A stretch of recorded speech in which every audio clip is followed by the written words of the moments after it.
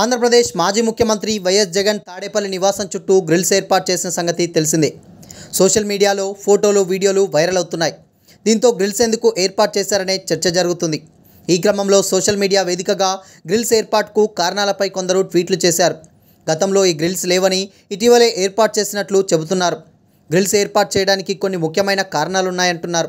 ఆంధ్రప్రదేశ్ మాజీ ముఖ్యమంత్రి వైఎస్ జగన్మోహన్ రెడ్డి తాడేపల్లి నివాసం ఇప్పుడు హాట్ టాపిక్ అయింది.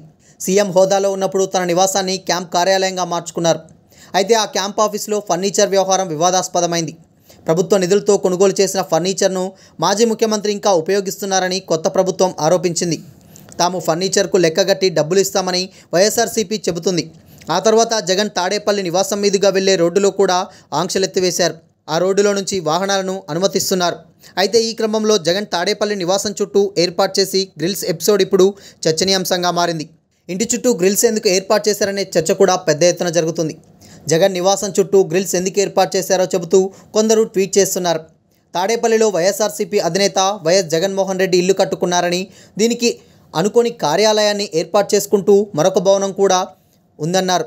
మొదట్లో ఈ రెండు భవనాల చుట్టూ ఎలాంటి గ్రిల్స్ లేవని, అయితే ఏపీ ఎన్నికల సమయంలో జగన్పై హత్యాయత్నం జరగడంతో సెక్యూరిటీ అధికారులు కొన్ని సూచనలు చేసినట్లు చెబుతున్నారు. తాడేపల్లిలో జగన్ నివాసం దిగువన భాగంలో ఉంటుంది. దీనికి సమీపంలోనే ఎత్తైన భవనాలతో పాటుగా పక్కనే బంకింగ్హామ్ కెనాల్ కాల్వ గట్టు ఎత్తులో ఉండడాన్ని అధికారులు గమనించారట. అందుకే జగన్ ఇంటి చుట్టూ ఐరన్ గ్రిల్స్ ఏర్పాటు చేయాలని సూచించారట.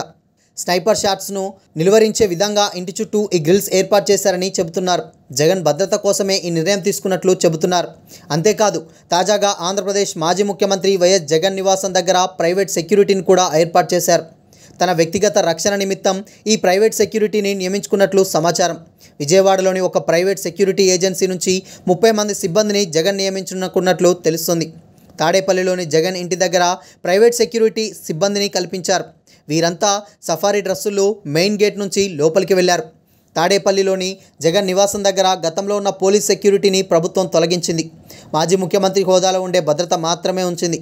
అందుకే ఆయన ప్రైవేట్ సెక్యూరిటీని ఏర్పాటు చేసుకున్నట్లు సమాచారం. జగన్మోహన్ రెడ్డి సీఎంగా ఉన్న సమయంలో తాడేపల్లిలోని ఆయన నివాసం ముందు నుంచి సామాన్య ప్రజలు వెళ్లకుండా పోలీసులు ఆంక్షలు విధించారు. అక్కడ బారిగేట్లు ఏర్పాటు చేశారు. కొత్తగా అధికారంలోకి వచ్చిన టీడీపీ ప్రభుత్వం అక్కడ ఆంక్షలను ఎత్తేసింది. బారిగేట్లను కూడా తొలగించింది. ఇప్పుడు ఆ రోడ్డు ఉండవల్లి నుంచి మంగళగిరి వెళ్లేందుకు అందుబాటులోకి వచ్చిందని చెబుతున్నారు స్థానికులు. ప్రస్తుతం జగన్మోహన్ రెడ్డి ఇంటి ముందు నుంచి ప్రజలు రాకపోకలు మొదలయ్యాయి. కాబట్టి భద్రతా కారణాలతో ప్రైవేట్ సెక్యూరిటీని ఏర్పాటు చేసుకున్నట్లు తెలుస్తోంది.